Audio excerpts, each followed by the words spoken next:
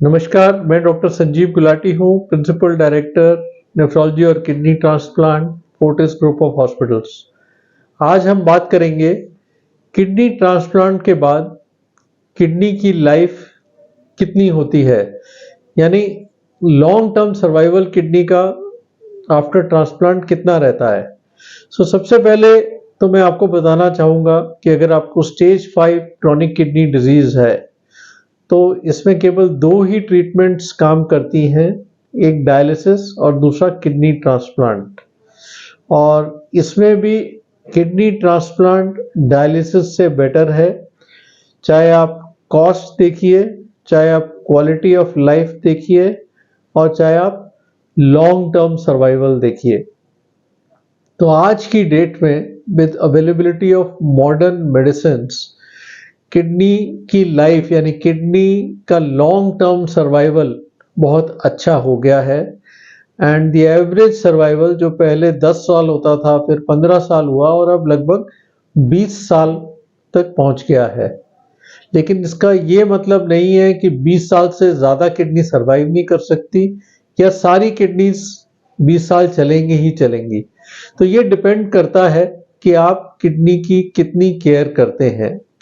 तो नेक्स्ट मैं आपको 7 टिप्स दूंगा जो अगर आप फॉलो करेंगे तो आपका किडनी सर्वाइवल मैक्सिमाइज हो सकता है।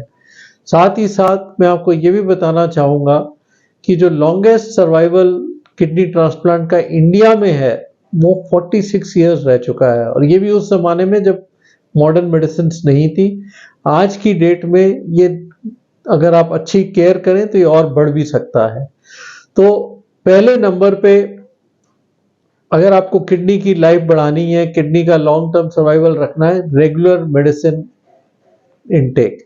और ये कहना आसान नहीं होता, लेकिन जो आपका डॉक्टर बताता है उस मेडिसिन को आप रेगुलरली लीजिए। और इसमें मुख्य रूप से 3 इम्यूनोसप्रेसेंट्स होते हैं, जिसमें टेक्रोलिमस ज़्यादातर पेशेंट्स में होता है या कुछ में साइक्लोस्पोरिन यूज़ करते हैं, माइकोफेनोलेट या फिर एज़ाथैयोप्रिम। तीसरे नंबर पे प्रेडनिसोलोन, ओमनाकॉटिल या वाइसिलोन के नाम से होता है।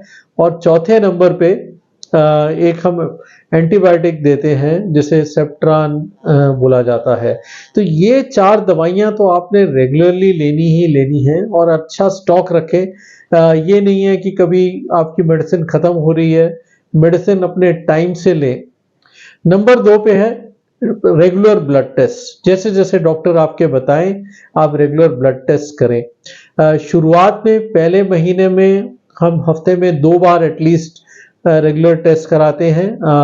कुछ लोगों में 3 बार भी हो सकता है, 4 बार भी हो सकता है, अगर ज़्यादा किडनी फंक्शन फ्लक्चुएट हो रहा है, इन्फेक्शंस हो रहे हैं। दूसरे महीने में हम हर हफ्ते ब्लड टेस्ट कराते हैं, तीसरे महीने में हर 15 दिन में कराते हैं, और चौथे महीने से आपको कम से कम हर महीने ब्लड टेस्ट कर रहे हैं।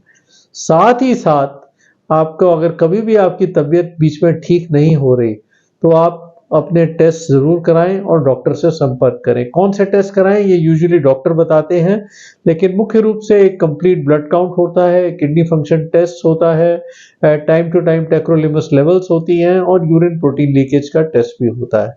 तीसरे नंबर पे आता है regular follow up with your doctor. खाली मेडिसिन लेना या टेस्ट करना सफिशिएंट नहीं है। कई बार आपके टेस्ट ठीक आ रहे हैं, आप सोचते हैं सब ठीक है, लेकिन आप रेगुलर डॉक्टर के पास जाएं, क्योंकि डॉक्टर आपको फिजिकली इवैल्यूएट करेगा और साथ ही साथ आपके टेस्ट देख के आपकी मेडिसिन कम करता है। क्योंकि बहुत लंबे अरसे तक अगर ये मेडिसिन चलेंगी तो मेडिसिन के अपने साइड इफेक्ट्स होते हैं, इन्फेक्शन हो जाते हैं और कई बार प्रोटीन लीकेज होता है जो आप घर बैठे बैठे अपने टेस्ट से हो सकता है ना पिकअप करें। तो regular follow up with your doctor is very important.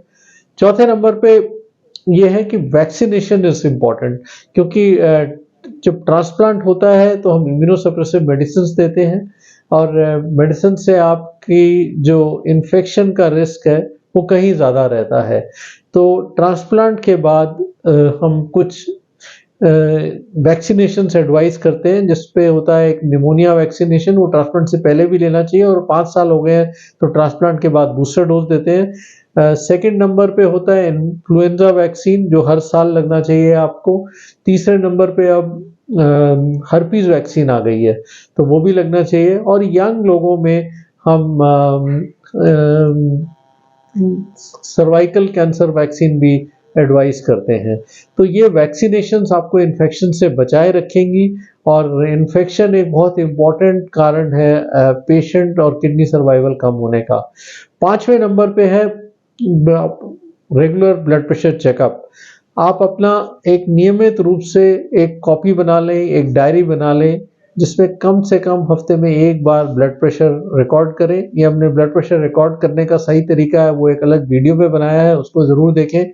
But ये देखा गया है कि जिन लोगों का ब्लड प्रेशर नॉर्मल रहता है, और नॉर्मल का मतलब हमारा होता है 120 के करीब, उनका किडनी सर्वाइवल कहीं ज़्यादा होता है एज कंपेयर टू पेशेंट्स जिनका 130-140 रह रहा है। 6ठे नंबर पे होता है ब्लड शुगर कंट्रोल। अगर काफ़ी सारे पेशेंट्स को डायबिटीज़ है और ट्रांसप्लांट के बाद वो डायबिटीज़ दोबारा से बढ़ जाती है, और आप जानते हैं कि हमारी देश में किडनी डैमेज का नंबर 1 का कारण है डायबिटीज़। तो अगर ट्रांसप्लांट के बाद भी अगर आपकी शुगर बढ़ी हुई है, तो डेफिनेटली आपका किडनी का सर्वाइवल कम होगा। सेकंड, हमने ये भी देखा है कि कुछ पेशेंट्स को ट्रांसप्लांट के बाद डायबिटीज हो जाती है, क्योंकि हम ऐसी मेडिसिन यूज कर रहे हैं, और कई बार वो मेडिसिन की डोज हाई होती है, अनसुपरवाइज होती है, कई बार जेनेटिक प्रीडिस्पोजिशन रहती है, कई बार वेट बढ़ जाता है, तो इस कारण से भी डायबिटीज हो जाती है। तो पीरियोडिकली अपना महीने में 1-2 महीने में जैसे डॉक्टर एडवाइस करें, शुगर जरूर चेक करें। और अगर आपको शुगर की प्रॉब्लम आ गई है, तो आपको रेगुलर HbA1c मॉनिटरिंग होनी चाहिए, और HbA1c जो 3 महीने का ब्लड शुगर कंट्रोल है, वो 6.5 तक रहना चाहिए।